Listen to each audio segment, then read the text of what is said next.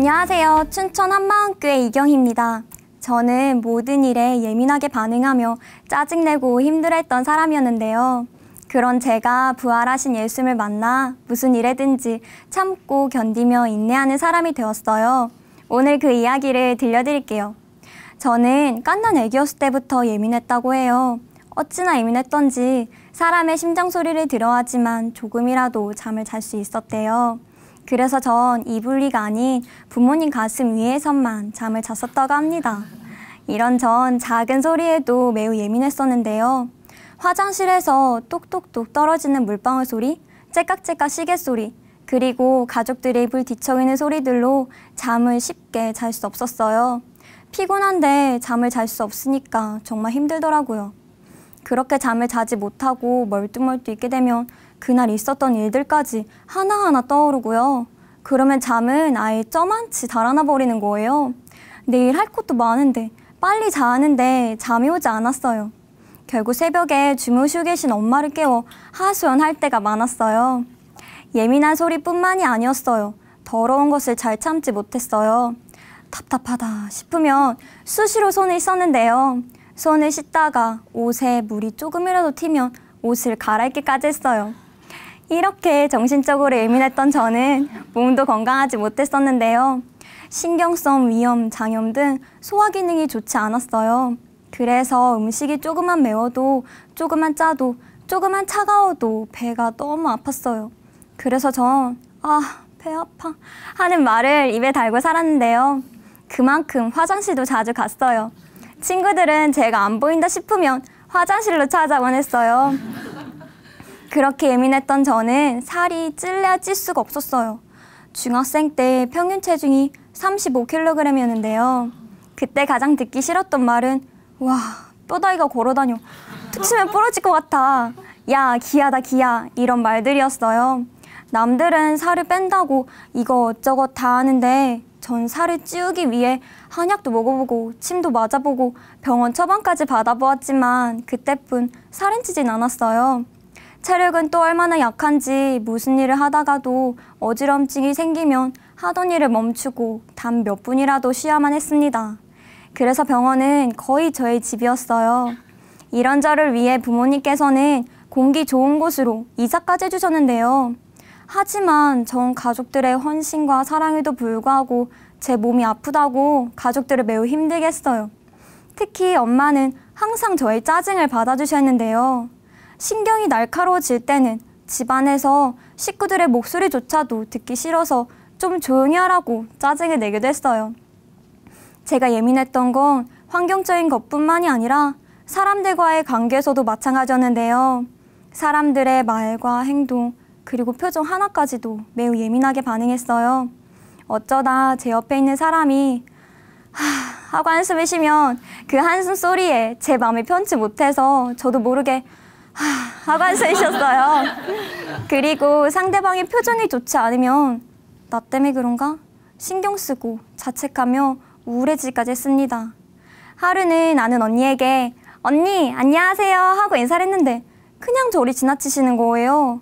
전 언니가 왜 내 인사 안 받아주지? 괜히 인사했나? 내가 뭐 잘못했나? 날 싫어하나? 많은 생각들로 그날 하루가 너무 힘들었어요. 전 9살 때부터 교회를 다녔는데요. 주일학교를 다니면서 그래도 들은 풍월이 있어서 성경에 대해 이것저것 알게 된 것이 있었어요. 그러다 보니 자연스럽게 저 스스로 예수님 믿는 사람이라고 생각하며 자라게 되었어요. 그런데 어느 날 그 생각이 송두리째 흔들리는 일이 있었는데요. 그 날은 학교에서 소풍을 간 날이었어요. 소풍 가는 버스 안에서 옆 친구에게 예수님 이야기를 했어요. 예수님이 부활하셨다고, 그분이 하나님이라고요. 그런데 그 친구가 너 봤어? 하는 거예요. 순간 머리가 새하얘졌어요. 아무 대답도 못하는 저에게 그 친구는 야, 너도 못 봤는데 나보고 믿으라고 하는 거야? 하며 저 한심하게 쳐다보더라고요. 그동안 교회를 다니면서 예수님이 부활하셨다니까, 하나님이라고 하니까 그저 그런가 보다 했던 저에게 그 친구의 대답은 전혀 예상치 못했던 강펀치가 돼서 제게 날라왔어요. 그 이유였어요. 그때 그 친구가 말한 너 봤어? 이 한마디가 제 머릿속에서 떠나지 않는 거예요. 그러면서 제 신앙은 와르르 무너져 버렸어요. 저의 말에 정색하며 반응한 그 친구의 말은 예민한 저의 마음에 큰 충격이 되었고 그 이후 입을 꾹 다물고 더 이상 예수님에 대한 말을 하고 싶지 않았어요. 시간이 많이 흘렀지만 신앙에 확신이 없는 제 마음 때문에 힘들었어요. 막상 말씀을 들으면 다 아는 이야기 같은데 뭐가 문제일까? 예수님의 부활에 대한 말씀은 반복해서 선포되고 있는데 그래, 나도 다 알고 있지 부활. 그런데 나는 왜 친구의 말 한마디에 그대로 흔들릴까? 정말 답답하고 짜증이 나더라고요.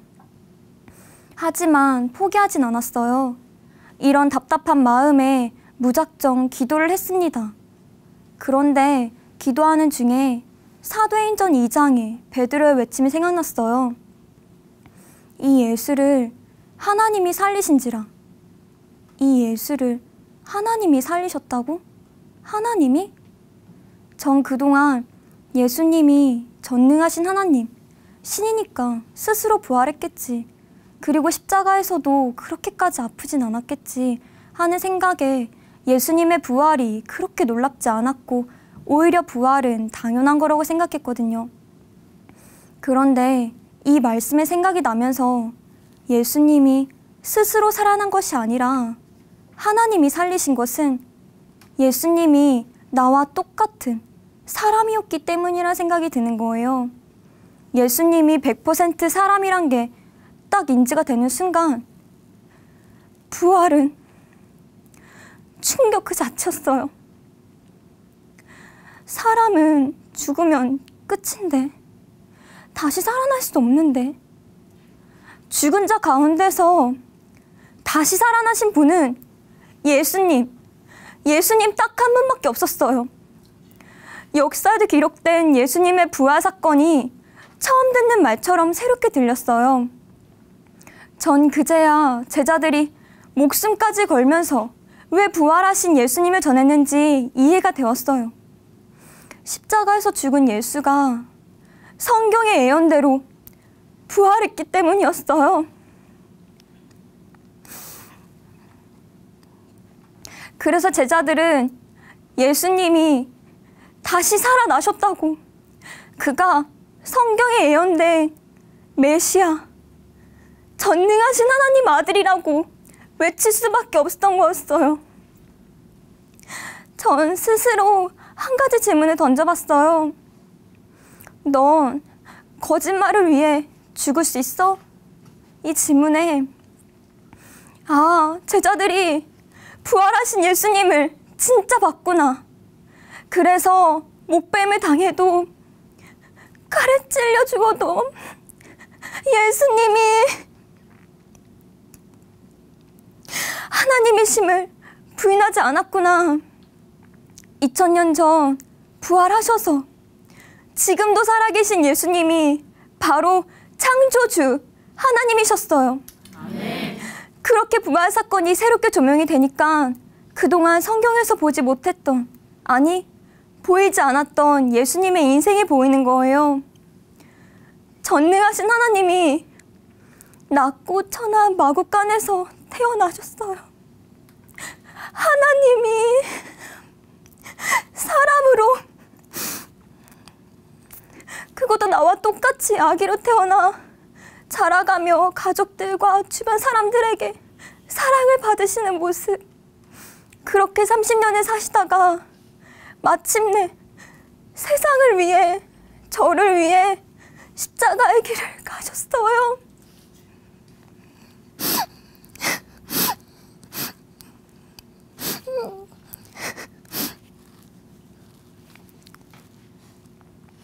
나와 똑같이 사람으로 사셨던 예수님께서 세상 모두를 살리시기 위해 얼마나 많은 아픔과 고통을 참고 견디셨을까 하는 생각이 들더라고요.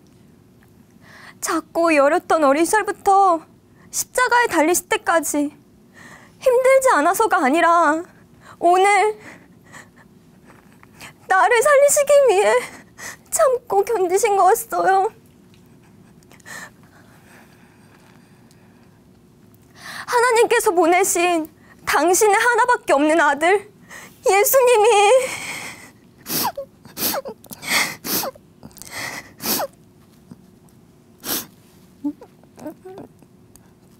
날 위해 이 땅에 사람으로 오셨고 그렇게까지 참고 견디시며 십자가에서 죽고 부활하셨는데 다 이뤄주셨는데 제가 그 예수님을 믿지 않았어요.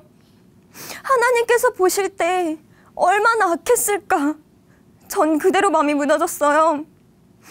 날 향한 하나님의 사랑을 무차별적으로 짓밟고 주위 환경이 나를 불편하게 한다고, 주위 사람들이 나를 불편하게 한다고 하나님께 원망하며 내 마음, 내 뜻대로 산 제가 바로 하나님께서 말씀하시는 진노의 자녀, 독사의 새끼였어요.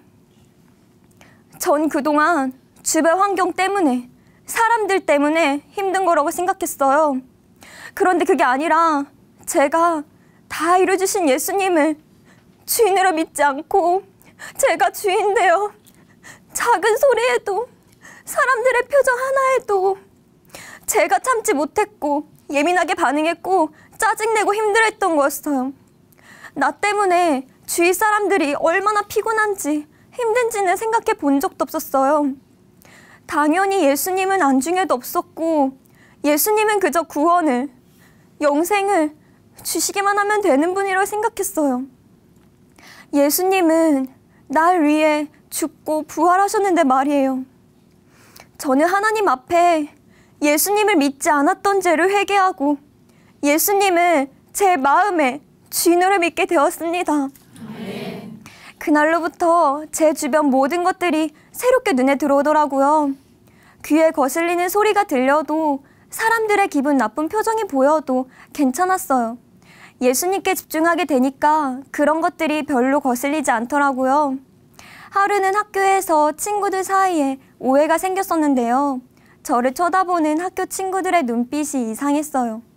저를 보며 수근거리기도 하고 절 피하기까지 했어요.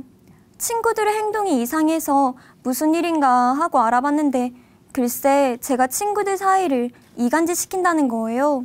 어이가 없더라고요. 저도 모르는 사이에 친구들 사이에서 왕따가 되어 있었어요. 한순간에 왕따가 되니 모든 곳에서 혼자였어요.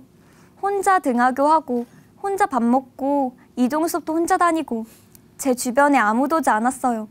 예전 같았으면 죽은 만큼 학교 가기 싫어 엄마를 붙들고 엉엉 울었을 거예요. 그런데 제가 주인으로 믿는 예수님과 함께하니 혼자 있어도 외롭지 않았고 억울하지도 않았어요. 항상 기뻐하라 하신 예수님 말씀에 항상 기뻐했고 친구들을 위해 기도했는데요. 어느 순간 친구들의 오해가 풀어지면서 예전보다 더 저를 신뢰해 주었어요. 나중에는 친구들이 경희야 무슨 좋은 일 있어? 자주 물어볼 정도로 제 얼굴이 많이 밝아졌어요. 저의 변화는 마음에서 그치지 않았어요. 친구들이 저보고 경희야 너 얼굴 많이 부었어 하는 거예요. 그런데 이 말을 그 다음날에도 또 그 다음날에도 계속 말하는 거예요. 이상하다 싶어 몸무게를 재봤더니 부은 게 아니라 살이 찐 거였어요. 제 마음의 주인이 예수님이시니까 마음에 평강이 임해서 그런지 살이 찐 거였어요. 어느샌가 맵고 짜고 차가운 음식도 잘 먹고 있더라고요. 자주 앓았던 신경성 위염과 장염도 사라졌어요. 몇 달 전 교회에서 중요한 행사 준비로 교회 대청소를 하게 되었는데요.